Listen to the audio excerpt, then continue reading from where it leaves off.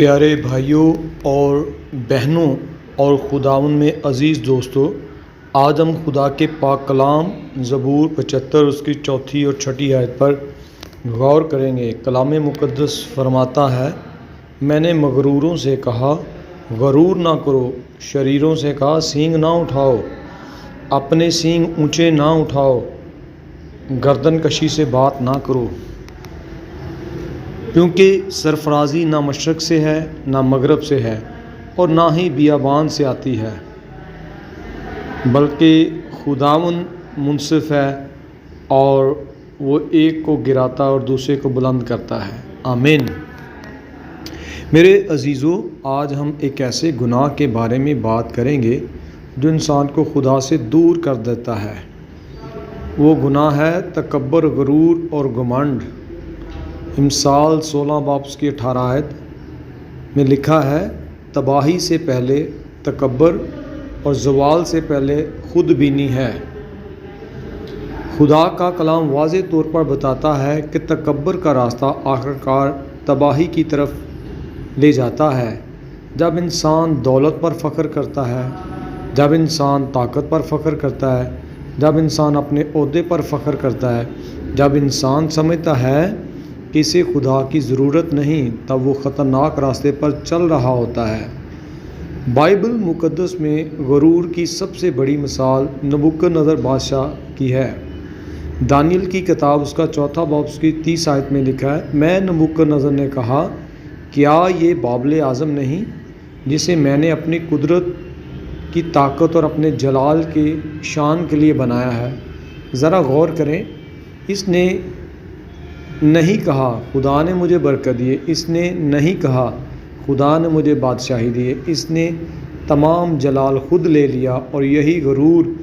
ابھی یہ الفاظ اس کے منہ میں ہی تھے، آسمان سے آواز آئی۔ دانیل 4 باب کی 31 اور 32 آیت میں لکھا ہے کہ بادشاہی اس سے لے لی گئی ہے، اس کی عقل جاتی رہی ہے، وہ لوگوں کے درمیان سے نکال دیا گیا ہے، وہ میدان کے جانوروں کی مانند رہنے لگا اور گھاس کھانے لگا، اس پر آسمان کی اوس پڑتی 7 وقت گزر گئے۔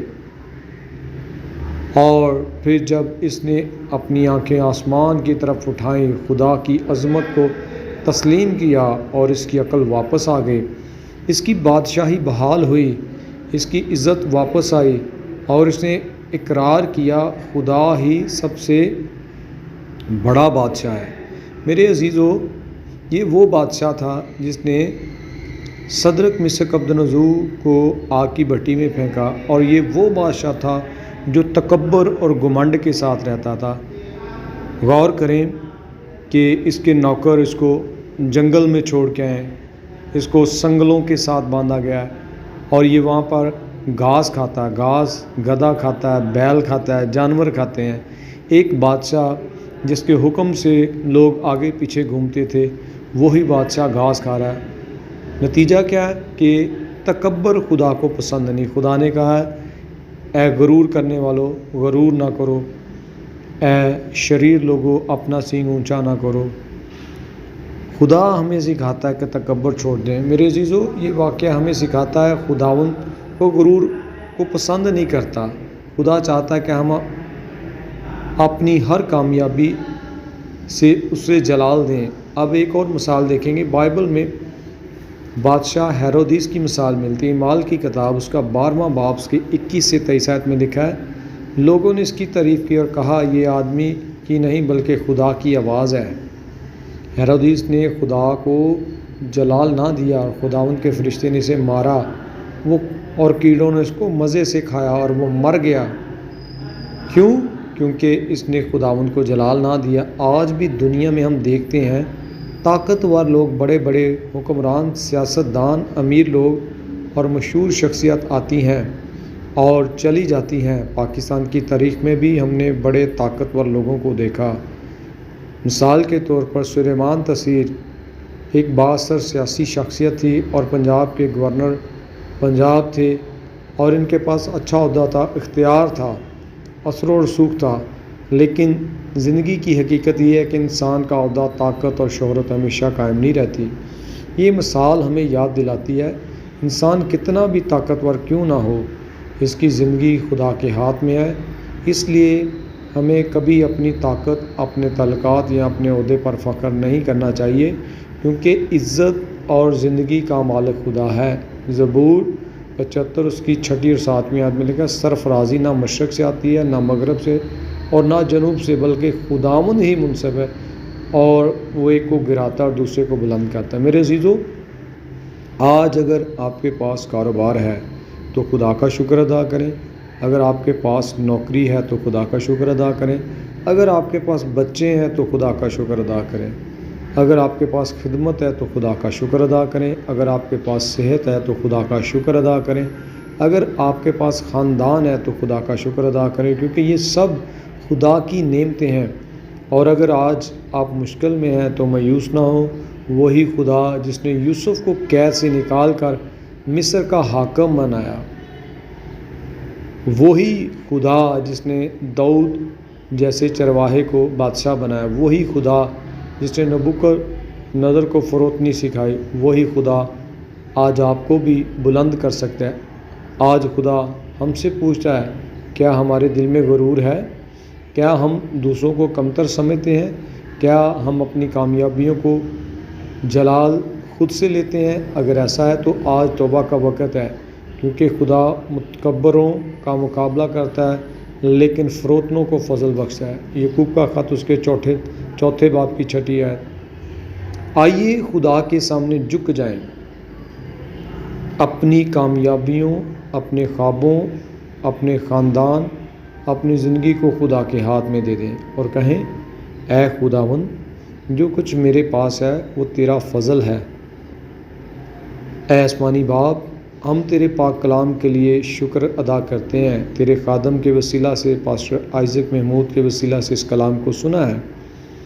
خدا ہم نے سیکھا ہے کہ نبوکدنضر بادشاہ نے تکبر کیا اور اس نے کہا، یہ شہر بابل اعظم میرے ہاتھ کی بنائی ہوئی کاراگری ہے، جبکہ اس نے یہ نہیں کہا کہ یہ خداوند نے مجھے ہمت دی ہے، یہ خدا کا جلال ہے۔ خداوند آج ہمیں ایسے حکمرانوں اور ایسے سیاستدانوں اور ایسے اونچے بول بولنے والوں لوگوں سے خدا تو سبق سکھاتا ہے کہ خدا کو تکبر نہیں پسند۔ خدا ہماری زندگی سے ہر طرح کا تکبر، غرور، گھمنڈ نکال دے، اور آسمانی باپ ہمارے اندر فروتنی اور عاجزی پیدا کر دے۔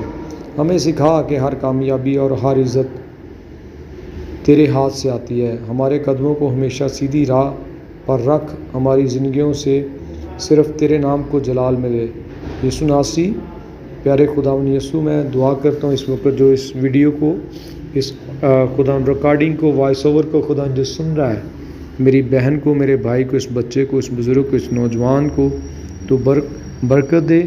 خداوند تیرے کلام مقدس سے ہم یہ بھی سیکھتے ہیں، ابلیس جو لوسیفر فرشتہ تھا، جو تکبر ہی کی وجہ سے آسمان سے گرایا گیا، آج ہماری زندگی سے یہ تکبر، یہ غرور، گھمنڈ ہر طرح کا ختم کر، کیونکہ تو نے خود فرمایا ہے، تو خود کہتا ہے، اے مغرورو غرور نہ کرو، اے شریر لوگو اپنا سینگ اونچا نہ کرو۔ خداوند تجھے غرور، گھمنڈ پسند نہیں ہے۔ ہماری زندگی سے ہر طرح کا ایجوکیشن کا، اسٹڈی کا، خداوند ہر طرح کی ایبلٹی کا گھمنڈ نکال دے۔ ہمارا فخر، ہمارا غرور صرف تو ہو۔ ہم اپنی کسی چیز پر فخر نہ کریں، بلکہ یہ کہیں کہ میرے ہاتھ کی دولت سے نصیب نہیں، بلکہ یہ خدا کی قدرت سے مجھے یہ سب کچھ نصیب ہوا ہے۔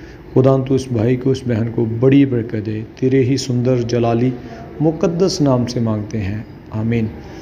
عزیز بہنوں بھائیوں، اگر آپ کو یہ ویڈیو اچھی لگی ہے، اگر آپ کو یہ خدا کا کلام پسند آیا ہے اور اس کلام نے آپ کے دل کو چھوا ہے، تو لازمی اس کلام کو دوسرے لوگوں تک شیئر کیجیے گا اور چینل کو سبسکرائب کیجیے گا، تاکہ آپ کو مزید اچھی اور نئی اور ببلیکلی کہانیاں اور سبق آموز خدا کے کلام سے دلچسپ واقعات سیکھنے میں ملتے رہیں۔